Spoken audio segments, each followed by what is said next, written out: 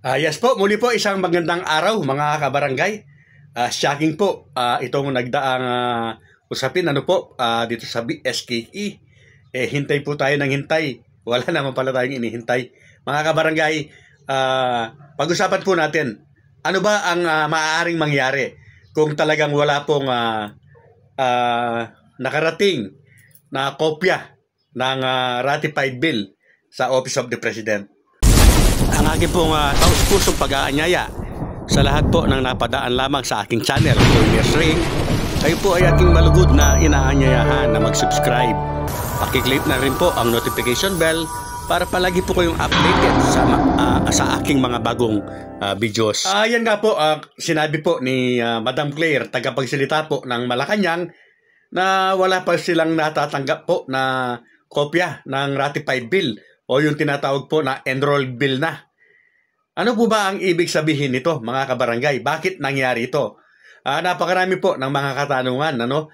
May mga nagtatanong din sa akin, bakit daw po napakalapit lamang ng Malacanang sa Senate? Bakit hindi ito umabot? May kutsabahan ba? Meron po bang pangyayari sa likod nito? Siyempre po, sigurado po mayroong pangyayari sa likod niyan. Bakit hindi po yan nakarating kung hindi nga nakarating?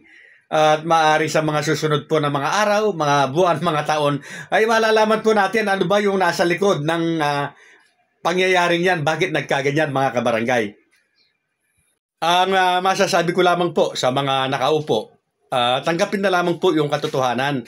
Dahil alam naman po ninyo na bilang isang barangay official, kagawad ka man o kapitan, alam naman natin na mangyayari lamang yan, maluluklok ka lamang sa posisyon sa pamamagitan ng halalan, hindi po ba?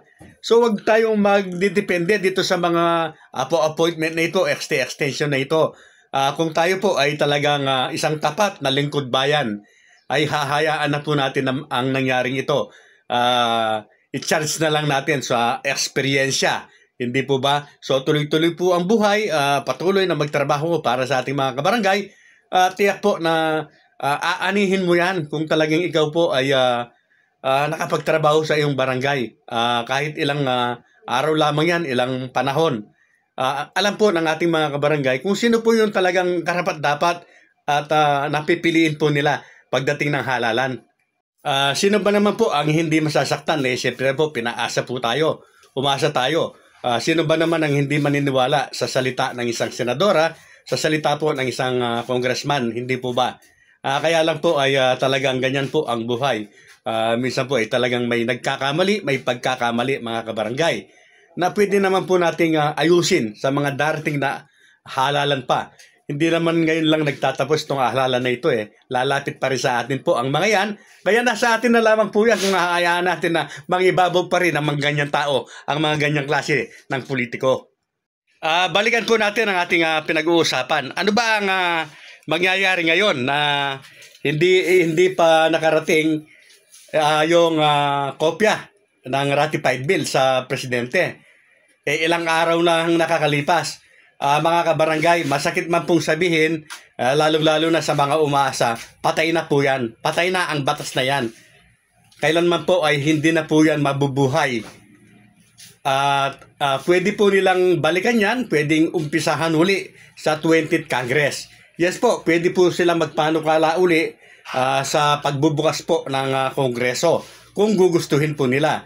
At ang nangyari lamang po, mga kabarangay, dahil nga po sa mga ginawa nila, ay nagkagulo-gulo po, nagkaroon po ng mga pagkabahagi ang mga Pilipino. Yan nga po, paulit-ulit natin sinasabi ay dahil po sa kanilang pansariling kagustuhan lamang o pansariling kapakanan ang iniisip po nila. Sana po ay maging handa na tayo. Lalong-lalo na, sabi ko nga, yung mga nakaupo, trabahuhin natin. At kung tayo po ay talagang gusto ng tao, ibabalik po tayo. At sa mga aspirante naman po, siguraduhin lamang po natin na talagang tayo po ay maglilingkod ng tapat kung tayo po ay mananalo. Alam po ba ninyo, mga kabarangay, sa 40 years ko po bilang campaign manager, strategian, ang sinasabi ko po sa mga inahawakan ko kapag nanalo sila, sa susunod kapag natalo, bobo siya. Bakit? Lahat po ng hinawakan ko na nanalo, kapitan man po o kagawad, ay nakaka-3 term. Kasi po, pagka panalo mo pa lamang, pagkaupo mo pa lamang, advantage ka na. Nangangampanya ka na. Kaya kung mayroon kang ginawa, talagang nagtrabaho ka, ano yung katatakot mo kahit araw-araw, alhalan? Tiyak mananalo ka. Ang mahirap yung wala kang ginawa. Yes po, yan po ang aking pinagmamalagay sa lahat po ng aking mga hinahawakan. Halos nagtitritan po sila. Ito po, sa totoo lang mga kabarangay, kung meron pong gusto na mapostpone ng halalan, lalo na ma-extend dito ng 6 na taon, ay isa na po sigurado ako doon. Alam po ba ninyo kung bakit? Out of 33 barangay po dito sa aming syudad, ay 28 po ang kaalyado namin. Ang ABC President po ay kaibigan kong matalik, 1986 pa po, kasama ko na sa politika at kumpari pa. Bakit po namin hindi magugustuhan itong extension na ito? Mga kabarangay, bilang isang content creator po kasi, kung ano lamang po yung totoo, yung aking sinasabi. Yun po kasi ang nakikita ko. Hindi po pwede o wala na pong dahilan para ma-postpone pa ang halalang ito. Sana po maintindihan ninyo mga kabarangay. Hindi po ako kagaya ng iba na pinapaikot-ikot. Ano po? Para lamang siyang panuorin ng magkabilang panig. Hindi ko po pinapaasa ang sino man. Ang sinasabi ko lamang po ay yung naayon sa batas. Lagi ko pong sinasabi, paulit-ulit po ninyong naririnig na ang umiiral na batas ay ang Supreme Court ruling pa rin. Dahil wala pang ganap na batas o bagong batas. Hindi po ba? Wala nga batas. Walang bagong batas. Kaya lagi kong sinasabi, 101% matutuloy ang halalan. Di lalo na po ngayon na wala naman palang nakarating na kopya ng ratified bill o ng enrolled bill sa Office of the President.